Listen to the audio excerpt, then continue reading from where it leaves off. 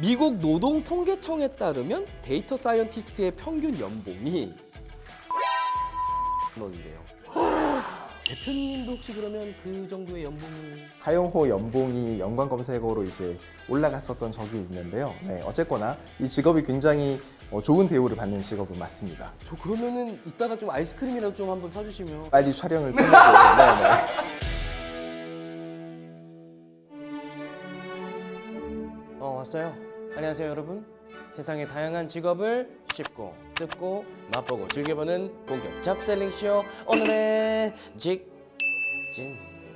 여러분의 직진남 아담 민우예요. 죄송합니다. 딴 데 가지 마요. 오늘 이렇게 시켰단 말이에요 작가님이. 제가 오늘 이렇게 인사를 드린 이유가 있습니다. 오늘 여러분들과 함께 직진 코스 제대로 밟아볼 직업은 바로 21세기 가장 섹시한 직업으로 뽑혔기 때문인데 어떤 직업인지 진짜 궁금하시죠? 저도 너무 궁금하거든요. 그래서 오늘의 주인공 바로 모셔보도록 하겠습니다.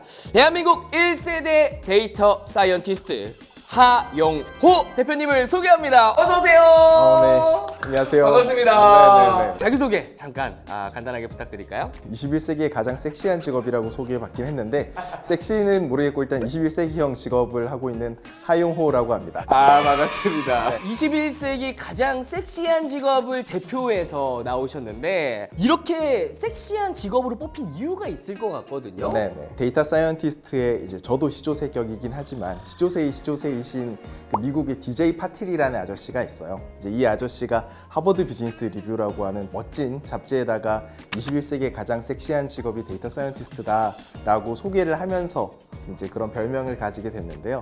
이 직업이 섹시하게 보이는 이유는 보시다시피 이제 어떤 외관이 섹시하다기보다는 섹시한 뇌를 가지고 일을 해야 되는 직업이어서 그랬던 것 같아요. 뇌생녀들이 갖고 있는 직업이 데이터 사이언티스트가 아닐까 이런 생각이 좀 들게 되는 것 같은데요. 대표님께서는 요 직업에 대한 매력 포인트가 좀 어떤 게 있다고 생각되세요? 굉장히 거창하지만 삶을 주도적으로 살 수 있다는 데 있는데요. 네, 일단 데이터 사이언티스트가 되게 어떻게 보면 흔치 않은 직업이라서 이제 먼저 간단히 설명을 드리자면 데이터 사이언티스트들은 이제 거대한 데이터 덩어리에서 거기에서 이제 숨겨진 패턴을 찾아내서 이걸 새로운 돈 버는 기회, 비즈니스 기회로 만드는 일을 하는 사람들을 데이터 사이언티스트라고 합니다. 와, 흔히 말해 제로 투 백. 네, 뭐 그런 일을 하는 사람들인 거죠. 이 직업이 왜 주도적인 직업이냐, 왜 매력적인 직업이냐 하면 이게 보통 우리가 처음으로 직장을 가지게 되면 회사의 말단으로 들어가게 되잖아요. 네. 그러면 아무래도 회사의 부속품으로서 그냥 열심히 개미개미 일을 하게 된단 말이에요. 그런데 이제 데이터 사이언티스트들은 데이터를 바라보고 회사에 문제가 있는가 없는가, 우리가 문제가 있다면 어디로 고쳐야 되는가, 이제 이런 것들을 찾아주는 사람들이잖아요. 그러다 보니까 처음 커리어를 시작하는 시점에서도 회사의 대표님들이 굉장히 이 사람들에게 관심이 많습니다. 너가 볼 때 우리 회사는 뭐가 문제니? 너가 볼 때 나는 무엇을 하면 좋겠니? 너가 볼 때 우리 회사의 방향은 어디니? 이런 것들을 커리어 처음부터 이제 대표님들과 얘기를 하면서 결정해 나가는 작업을 하게 되는 거죠. 그러다 보니까 내가 회사의 부속품이 아니라 이 회사를 움직이는, 회사의 움직임에 영향을 주는 자리에서 활동을 할 수 있어서 그래서 이 직업이 굉장히 어떤 주도적인 직업이 되는데 좋은 직업이라는 생각이 듭니다. 야, 너무 멋있지 않아요? 전 처음 들었거든요. 그 오늘의 직진 채널 보시면 아시겠지만 네. 댓글이 되게 많이 달렸거든요. 상당 부분의 요청 중에 하나가 IT 쪽의 직업을 소개해 주세요라는 댓글들이 진짜 많아요. 네. 그만큼 굉장히 핫한 직군이 아닐까 싶은데 아무래도 그렇게 핫할 수밖에 없는 이유는 전 그거라고 생각해요. 일단 돈을 많이 번다. 그런 얘기를 참 많이 하잖아요. 미국 노동통계청에 따르면 데이터 사이언티스트의 평균 연봉이 1억 3천만 원이래요. 대표님도 혹시 그러면 그 정도의 연봉을? 네, 저는 사실 제 연봉이 기사화가 돼서 나간 적이 있어요. 하용호 연봉이 연관 검색어로 이제 올라갔었던 적이 있는데요. 네, 어쨌거나 이 직업이 굉장히 좋은 대우를 받는 직업은 맞습니다. 저 그러면은 이따가 좀 아이스크림이라도 좀 한번 사주시면. 빨리 촬영을 끝내고 네네. 데이터 사이언티스트라는 이 직업 자체가 저 같은 사람들도 충분히 도전을 해볼 수 있는 그런 직업일까요? 처음에는 굉장히 난이도가 있는 진입 장벽이 높은 직업이었는데 요즘은 그냥 고등학교만 졸업하고 또는 이제 문과 전공이신 분들도 IT를 한 번도 안 해보셨던 분들도 이쪽으로 굉장히 많이 오고 계세요. 네, 그래서 도전하실 수 있습니다. 저도 연봉 1억 3천.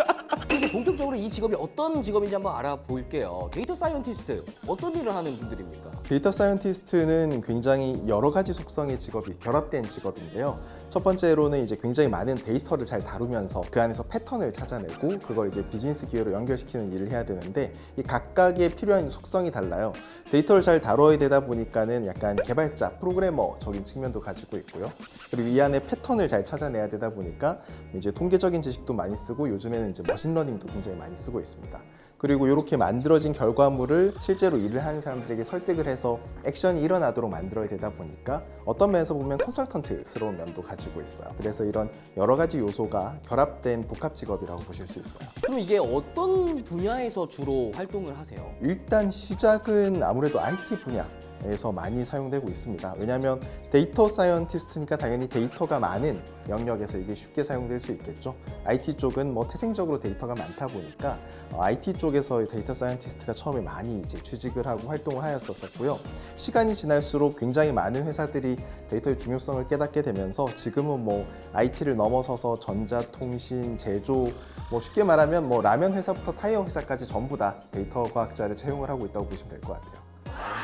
그러면 앞으로 전망이 진짜 어마무시한 직군인 것 같은데 그렇다면 대표님 입장에서는 좀 어떤 분야를 선호하세요? 아무래도 데이터 쪽에서 제일 선호하는 분야는 이런 커머스, 뭐 예를 들어 쿠팡이나 마켓컬리 같은 이런 뭔가를 파는 쪽의 데이터 과학자들이 좀 좋아하는 편이에요. 왜냐하면 예를 들어 이게 농사 짓는 일이라면 우리는 비료를 바꿔야 됩니다 하고 나서 결과를 보는데 1년이 걸릴 거잖아요. 다음 해 수확할 때까지. 그렇죠. 하지만 쇼핑몰이나 뭐 이제 이런 데들은 저희가 어떤 상품을 주력으로 팔아야 됩니다 하고 그걸 매대에 올려놓자마자 바로 내일부터 결과를 볼 수가 있잖아요. 내가 한 판단의 결과를 빨리 볼 수 있다는 측면에서 데이터 과학자들이 이런 커머스 사이드에서 이제 굉장히 많이 활동을 하고 있기도 하고요. 또 한 가지는 영상 플랫폼들이 있죠. 뭐 넷플릭스라든지 네네. 유튜브라든지 그 알 수 없는 유튜브 알고리즘에 의해서 한 서너 시간 날려보신 적 많이 있으실 텐데 그러한 알고리즘도 데이터 사이언티스트들이 만들고 있습니다. 그러면 대표님이 출연하셨기 때문에 오늘 저희의 컨텐츠 대박날 수 있나요? 떡상각.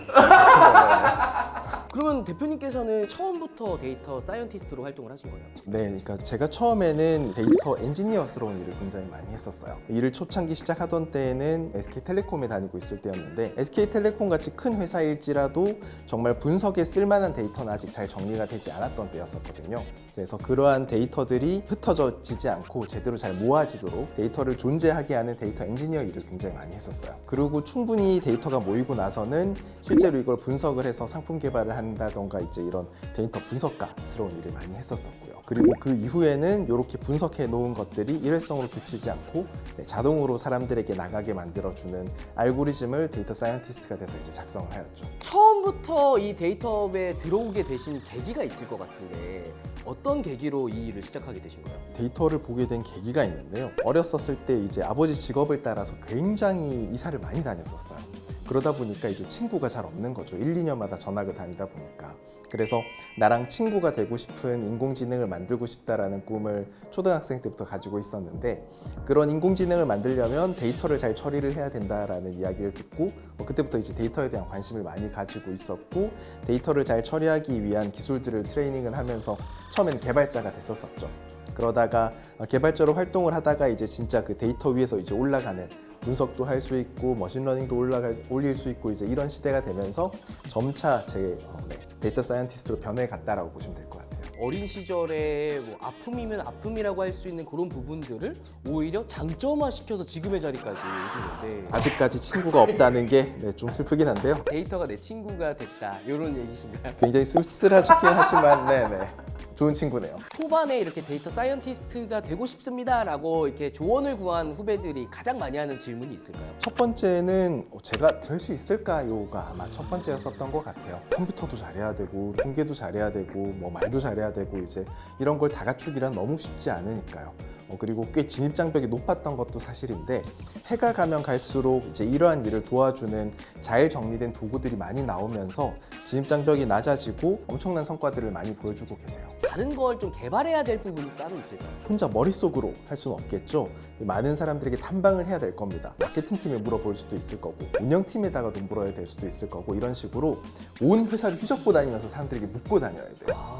그러다 보니까 이 커뮤니케이션을 굉장히 잘하는 것, 커뮤니케이션 능력을 잘 길러두는 것도 굉장히 필요합니다. 코딩이나 막 이런 거 얘기가 나올 줄 알았는데 전혀 예상 외의 답변이 나와가지고 놀랬거든요. 대표님이 그런 소통 스킬을 늘릴 수 있는 나름의 꿀팁들이 있으실까요? 저 같은 경우는 그 글쓰기 관련된 책들을 굉장히 많이 봤었어요. 말로 하는 소통도 많이 하게 되지만 사실은 그 내부의 메신저나 뭐 이메일이나 글로 소통을 하게 될 경우가 훨씬 많이 있거든요. 불명확하게 쓴 글이 오해를 일으키거나 잘못 전달되는 일이 굉장히 많이 있습니다. 그래서 그런 오해의 소지 없이 명확하게 명료하게 글을 쓰는 방법에 대한 트레이닝을 개인적으로 이제 책 같은 것들을 찾아보면서 이제 꽤 했었었고요. 그것들로 인해서 도움을 꽤 많이 받았던 것 같아요. 이 일을 하는 데 있어서 어떤 성향의 사람들이 잘 맞을까요? 성향 자체가 그렇게 크게 중요하진 않는데 이 논리적인 문제를 푸는 거에 실증 내지 않는가 이 부분이 제일 큰 것 같아요. 자, 이쯤에서 여기 밑에 뭐가 올라오는 거 보이시나요? 지금 뭐가 올라오고 있나 보네요. 구독자분들이 남겨주신 소중한 질문인데요. 데이터 분야는 실제로 취업할 때 학력이 중요한가요? 라고 질문을 남겨주셨어요. 중요하긴 하나 충분히 커버될 수 있다라고 이야기할 수도 있을 것 같은데요. 이 사람이 학력은 뭐 조금 비어있다 하더라도 내가 이만큼의 공부를 해왔고 홀로 이런 프로젝트를 해봤고 또는 이런 경험을 해봤다라는 그러한 것들이 말이 아닌 증거로서 충분히 담겨 있다면 사실 오히려 그런 분들을 더 선호합니다. 네, 오히려 학력은 아무것도 없는 사람들 사이에서 어쩔 수 없이 판단을 해야 될 때 쓰는 거지 그거보다도 더 좋은 증거가 많이 쌓여 있는 분들은 당연히 그분을 선택을 하죠. 다만 그 경력을 꼭 회사를 통해서 쌓을 필요는 없는 건 거죠. 혼자 한 프로젝트여도 되고 뭐 오픈소스 활동이어도 되고 아니면 꾸준히 쓴 블로그여도 되고요. 데이터업에 취업할 때 이렇게 하면 합격 확률이 올라간다. 뭐 이런 꿀팁이 있을까요? 얼마나 말이 잘 통하는가를 보기는 합니다.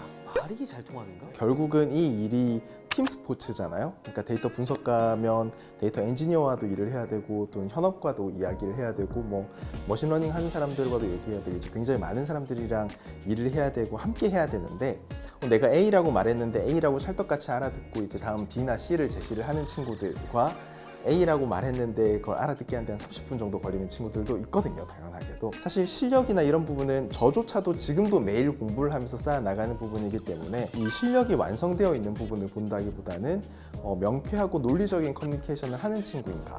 네. 그 부분을 좀 더 많이 봤었던 것 같아요. 다만 가장 최소한의 지식은 당연히 갖춰야 됩니다. 이 데이터 쪽에서 사용을 하는 표준적인 아주 기초적인 통계 지식과 그리고 데이터를 쉽게 다룰 수 있게 만들어진 SQL이라고 하는 랭귀지가 있거든요. 그래서 이제 SQL 같은 것들은 회사 와서 가르치지 않아도 이미 알고 있는가.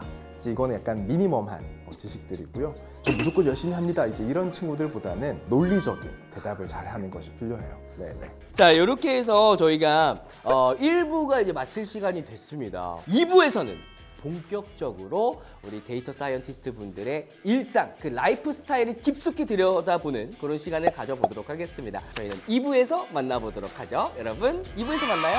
안녕! 오늘의 직진 데이터 사이언티스트 편 2부가 시작됐습니다. 어서 오세요. 1부에서는 데이터 사이언티스트가 어떤 일을 하는지, 어떤 직업인지에 대해서 간단하게 알아봤다면 2부에서는 데이터 사이언티스트의 일상을 낱낱이 파헤쳐 보도록 하겠습니다. 이런 개발하시는 분들, 특히나 IT 쪽에 있으신 모든 분들이 밤낮 없이 일을 한다 라는 이런 편견들이 좀 있는 것 같더라고요. 아무래도 이제 개발 직구는 밤낮 없이 일을 할 때가 꽤 많이 있고 그에 비해서 데이터 사이언티스트들은 그래도 훨씬 더 워라밸이 좀 있는 편이기는 해요. 네. 그럼 평소에 출퇴근 시간이 좀 정해지셨나요? 회사들마다 다르겠지만 어느 정도 다 대부분 유동적으로 하는 회사들이 대부분인 것 같아요. 그렇다면 10시에 출근을 하셨습니다. 그럼 출근하자마자 시작되는 첫 일과 어떤 네. 일을 하시나요? 첫 일과는 보통 이제 회사의 데이터 대시보드라는 걸 점검하는 일부터 시작되는데요. 데이터 대시보드라는 건 우리 회사의 온갖 숫자들을 한눈에 볼 수 있게 정리해 놓은 웹페이지 같은 거라고 보시면 될 것 같아요. 데이터가 수집이 되어서 깔끔하게 정리되고 계산되게 만드는 데이터 파이프라인으로 데이터 엔지니어 분들이 구성해 놓은 잘 수집된 데이터를 한눈에 볼 수 있게 정리된 데이터 대시보드를 아침에 출근해서 확인을 하는 경우가 이제 보통 첫 번째 일이죠. 그럼 아침부터 데이터와 함께 끝까지 일을 하시는 것 같아요. 맞습니다.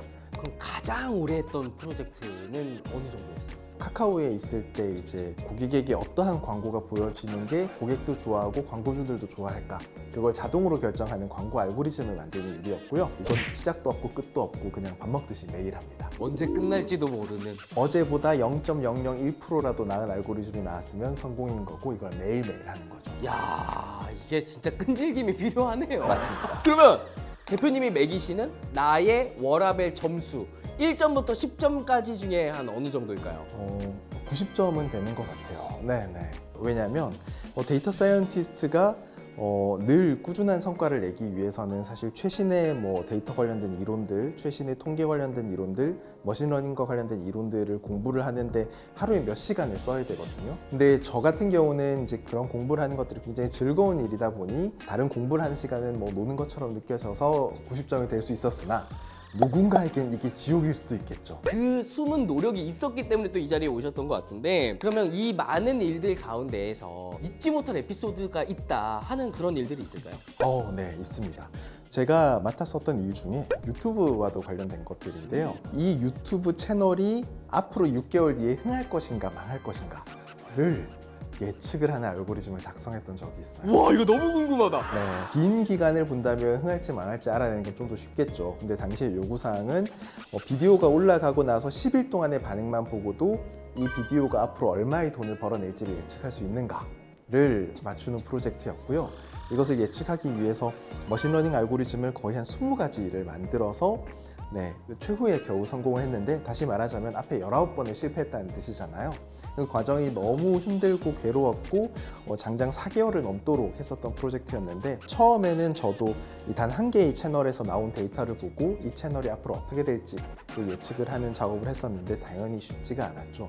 그래서 여러 수소문을 하고 여러 도움을 얻어서 이제 수십 개의 채널의 통계 데이터를 이제 모을 수가 있었고, 그러면서 어떠한 비디오가 흥하고 어떠한 비디오가 이제 안 좋아지는지에 대한 것들을 자료를 정말 엄청나게 많이 모을 수가 있었었고요. 그래서 그 정도의 자료가 모이고 나서야, 그리고 19번의 실패가 있고 나서야 20번째 이건 쓸 수 있겠는데 하는 게 있었습니다. 근데 그렇게 일하시면 번아웃이 온 적은 없으세요?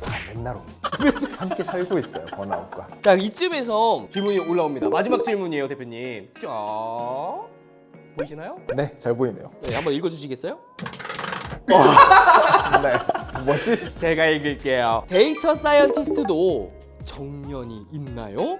있다면 보통 언제까지 일할 수 있나요? 라는 아주 실리적인 질문이 올라왔습니다. 일단 이 직업이 생긴 지가 얼마 안 됐기 때문에 이 직업의 정년이 언제인지는 잘 모르겠어요. 하지만 이 직업 자체가 가진 특성을 생각했을 때 이 직업의 생명력은 꽤 길 것 같다라는 생각을 하게 되는데요. 아무래도 이제 데이터 분석이라는 건 동일한 사안을 얼마나 다양한 각도에서 뜯어볼 수 있는가가 굉장히 중요한 측면이라는 걸 아시게 되셨을 거예요. 당연하게도 더 많은 경험이 쌓이면 쌓일수록 더 면밀하게 뜯어볼 수 있게 됩니다. 그래서 어떤 직업들은 시간이 적인 직업들이 있고요. 어떤 직업들은 시간이 내 편인 직업들이 있어요. 경험이 내 일을 하는데 도움이 되는 직업들인데요.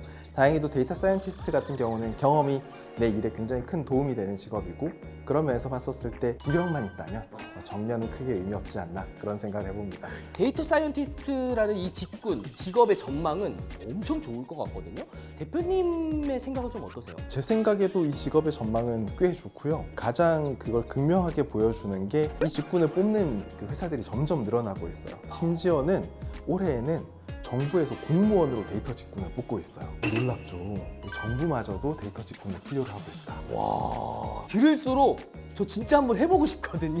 그래서 저희가 또 준비한 코너가 있습니다. 오늘의 직진의 코너 속의 코너, 컨트롤 CV 복붙 코너가 준비가 되어 있는데, 지금부터 우리 대표님이 데이터 사이언티스트가 되기 위한 꿀팁 대방출을 해드릴 거예요. 우리가 직접 따라해보는 시간을 가져보도록 하겠습니다. 자, 대표님 어떤 좀 시도를 해볼까요? 데이터 사이언티스트의 사고방식을 엿볼 수 있는 사례를 한번 나눠보죠. 첫 번째 상황으로 내가 병원을 가야 되는 상황이라고 생각을 해볼게요. 그래서 나에게는 A 병원이 있고 B 병원이 있어요. A 병원의 완치율은 90%고 B 병원의 완치율은 80%예요. 어느 병원을 가게 될까요? 당연히 A죠. 그쵸? 근데 데이터 사이언티스트들은 그렇게 하지 않습니다. 왜 A가 90%지? 왜 B가 80%지? 어떤 환자들을 받기에 이렇게 된 거지? 해서 조사에 들어갑니다. A 병원을 봤더니 감기 환자의 완치율이 90%였고요. B병원을 봤더니 암 환자의 완치율이 80%였어요. 그러면 어느 병원을 가야 될까요? 내가 만약에 암 환자라면 B병원을 가야죠. 저 B병원은 훨씬 더 어려운 문제를 풀었기 때문에 점수가 낮은 것뿐이었죠. 숫자 이면에 들어가 있는 내가 못 본 사실들이 무엇이 있는가를 확인하고 그 데이터를 수집을 하고 그래서 진짜 결론을 확인하는 게 데이터 사이언티스트의 이제 사고방식이고요. 이와 비슷한 예제로 이제 한 가지를 더 해보자면 예전에 이제 그런 세탁기가 유행한 적이 있어요. 이제 은나노 세탁기라고 하면서 세균 살균력이 99.99%라는 광고를 하면서 나왔었습니다. 이 세탁기를 사야 될 때 데이터 사이언티스트를 어떤 접근을 할까요? 자, 여러분 한번 생각해 보세요. 어떤 접근을 해야 데이터 사이언티스트다운 생각일까요? 저는 사야죠. 데이터 사이언티스트들은 은나노를 입힌 세탁기가 99.99라고 은나노를 입히지 않은 세탁기는 몇 %지? 라고 조사를 시작합니다. 그리고 실제로 은나노를 입히지 않은 세탁기의 살균력은 99.9%래요. 둘 사이의 차이는 0.09%밖에 차이가 안 나는 건 거죠. 그렇다면 우리는 굳이 은나노를 살 필요가 없겠죠? 그렇죠. 더 비싸기만 하고. 네, 이런 판단을 해 나가는 게 데이터 사이언티스트라고 보면 될 것 같아요. 발상의 전환을 좀 해야 되는 그런 직군인가요? 맞습니다. 그래서 내가 보고 있는 것들 이면에 내가 못 본 것들이 무엇인가를 확인을 하고 그 못 본 것이 사실 이미 준비가 되어 있다면 상관없겠지만 뭐 방금 말씀드린 은나노가 아닌 세탁기의 살균력이 그거에 관련된 숫자가 없다면 이제 직접 실험하면서 이제 그 값을 구해야 될 거잖아요. 그러한 데이터를 확충하기 위한 노력, 데이터를 비판적으로 보는 노력, 그래서 이제 더 좋은 선택이 뭔가 하는 이 일련의 과정들에서 준비가 안 된 것들을 내가 몸으로 뛰면서 맞춰 나가야 된다. 이런 측면도 있어요. 이게 또 정말 쉬운 일이 아닌 것 같아요. 자, 이렇게 해서 복붙 코너 마무리해 보도록 하겠습니다. 재밌죠? 너무 재밌죠? 얘기를 나누다 보니까 시간이 훌쩍 지나서 이제 마무리할 시간이 됐어요. 자, 우리 하용우 대표님께 공통 질문 드리도록 하겠습니다. 나는 다시 태어나도 데이터 사이언티스트를 한다, 안 한다? 무조건 합니다. 오! 이 직업 자체가 주는 매력이 정말 커요. 그리고 데이터를 기반으로 내 삶을 주도적으로 만들어 준다는 것도 되게 좋고 끊임없이 새로운 것들을 공부하는 게 단지 이제 공부로 끝나는 게 아니라 실제적인 내 성장과 성과에 영향을 준다는 측면도 크고 그와 더불어서 좋은 대우를 받으면서 워라밸도 어느 정도 맞출 수 있는 측면도 있다는 것도 좋고요.